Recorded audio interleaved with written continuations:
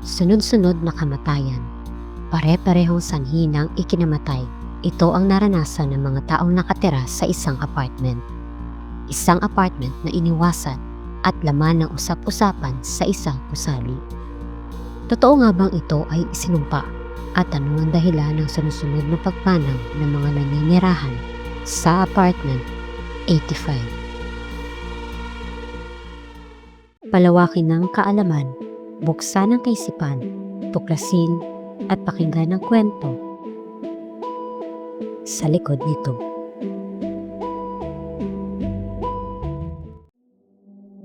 Sa lungsod ng Kramatorsk, panahon kung saan kabilang pa ito sa USSR, matatagpuan sa Building 7 ang Apartment 85.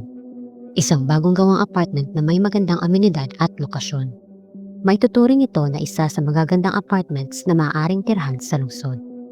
Kaya naman taong 1980, puno ng pagkasabik na lumipat at nanirahan dito ang isang mag-asawa kasama ang kanilang mga anak.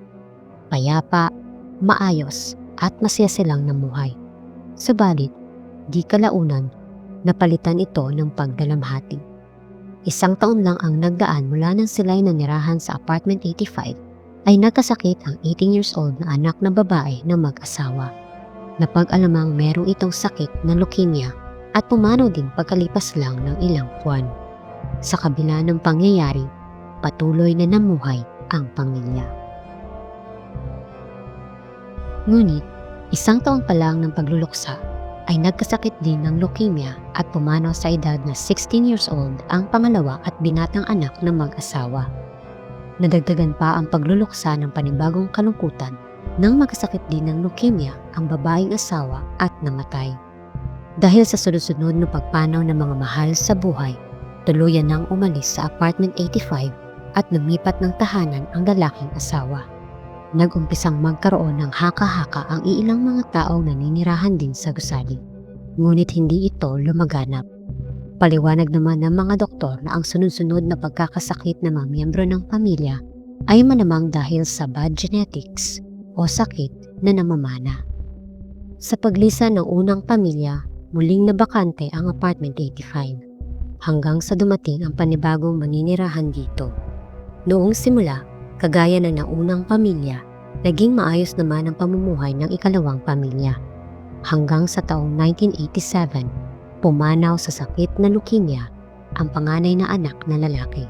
Hindi naman dito natapos ang paghihirap ng panibagong pamilya dahil nasa ospital at kritikal ang kondisyon ng nakababatang lalaking anak. Mapapansin naman na tila kamalasan lang ang dinanas ng dalawang pamilya, kaya mas kumalat ang usap-usapang masamang apartment ng Apartment 85. Tumibay naman ang paniniwala ng ama ng namatayan na talagang may koneksyon ng apartment sa nangyayari dahil magkakatulad ang sakit na siyang sanhi ng pagkamatay. Kaya bagamat puno ng pighati, ay nagtungo siya sa mga otoridad upang magpasagawa ng investigasyon. Sa kasamaang palad, hindi ito agad nangyari. 2 taon muna ang lumipas bago ito inaksyonan ng mga otoridad. Taong 1989, 8 taon matapos nangyari ang unang pagkamatay sa apartment, ay formal na nagsagawa ng investigasyon. Dahil sa kakaibang hinala ng ama ng namatayan, sinuri ng isang eksperto, isang health physicist, gamit ang dosimeter, ang radiation levels sa apartment at ikinagulat ng lahat nang nalamang mataas ang radiation levels sa Apartment 85.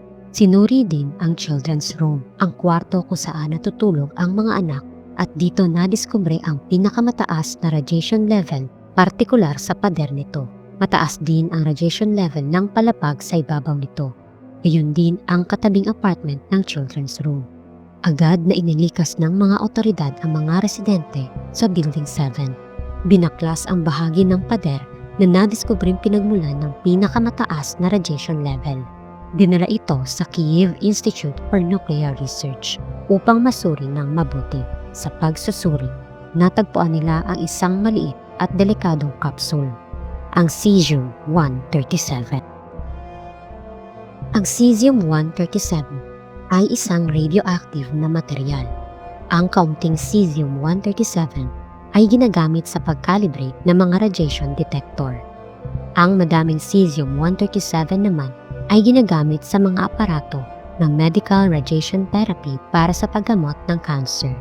Mga industrial gauge upang malaman ang daloy ng likido sa pamamagitan ng mga tubo at iba pang mga kagamitang pang-industriya na sumusukat sa kapal ng mga materyales gaya ng papel o mga piraso ng metal. Ang pagkakalantan sa maraming cesium-137 ay maaaring magdulot ng mga paso, matinding radiation sickness at maging ng kamatayan. Maaari ding tumaas ang tsansa na magka-cancer dahil sa high-energy gamma radiation nito.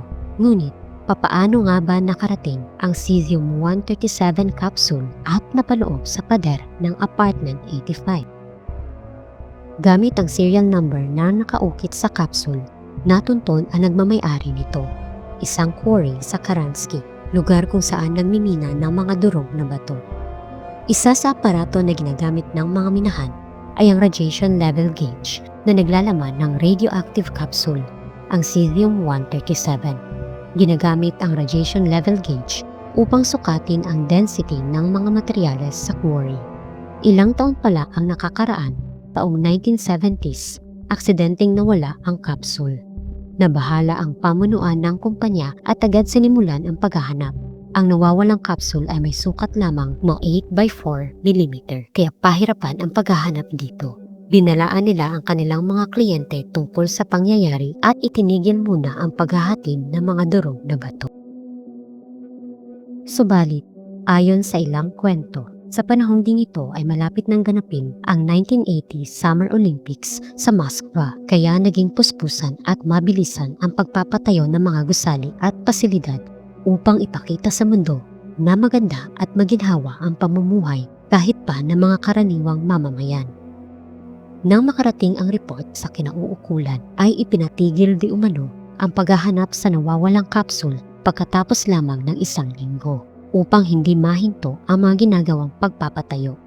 Nireport lamang na ito'y nawala at agad ding pinalitan ng bago. Muling ipinagpatuloy ng Karansky Quarry ang paghahatid ng supply ng durog ng mga bato. Lingid sa kaalaman ng lahat na aksidenteng nahulog ang cesium-137 capsule sa mga graba na siyang ginamit sa pagpapatayo ng mga bagong gusali sa lungsod ng Kramatorsk. Kaya napadpad ang capsule sa loob ng pader ng Building 7 sa pagitan ng Apartment 85 at 52. Sa pagkatanggal ng capsule sa pader, ay naging normal na ang radiation level ng apartment. Nasa 17 katao naman na naninirahan malapit sa apartment ang nalanta din sa radiation. Dahil sa pangyayari, mas pinagtibay ang epektibong pagmonitor ng radiation level sa mga materyales na ginagamit sa pagpapatayo ng mga gusali upang masiguro na hindi na ito mauulit muli. Lumipas man ang mahabang panahon, sa kabila ng pangyayari, ay patuloy pa ring nakatayo at tinitirhan magpasa hanggang ngayon ang Building 7 ng Apartment 85. At ito ay isa sa mga kwento ng science.